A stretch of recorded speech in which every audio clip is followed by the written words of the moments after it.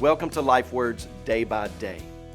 Edith Schaeffer relayed in one of her books a conversation that she and her husband, Francis Schaeffer, that great Christian philosopher and defender of the faith of the last century, a conversation that they had had during a time of personal discouragement and disillusionment in Francis Schaeffer's life.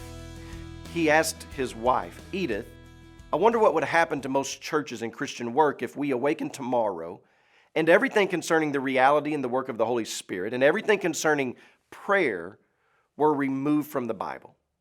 I don't mean just ignored, but actually cut out, disappeared. I wonder how much difference it would make. Edith said that we concluded it wouldn't make much difference in many board meetings, committee meetings, decisions, and activities that are taking place in the Christian world today. What difference has the Holy Spirit made in your life in the last week?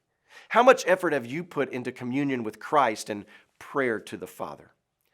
Would it make an identifiable difference in your everyday practical life if there were no instructions about how the Holy Spirit is to affect your life? If there were no such thing as the discipline of prayer? If there were not words concerning how a Christian is to walk with Christ or how to live the Spirit-filled life? Take a moment.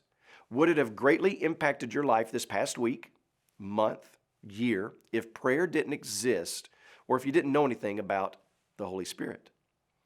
I believe it's time that we come face to face with this reality and confess together our desperate need of divine power in our lives, in our church, in our ministries, in our preaching.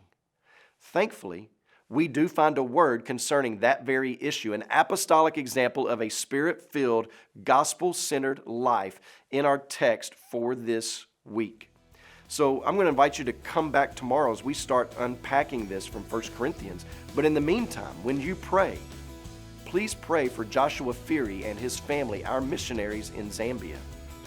And also remember the Bicolano Sorsogon Lifeword broadcast that's heard in the Philippines.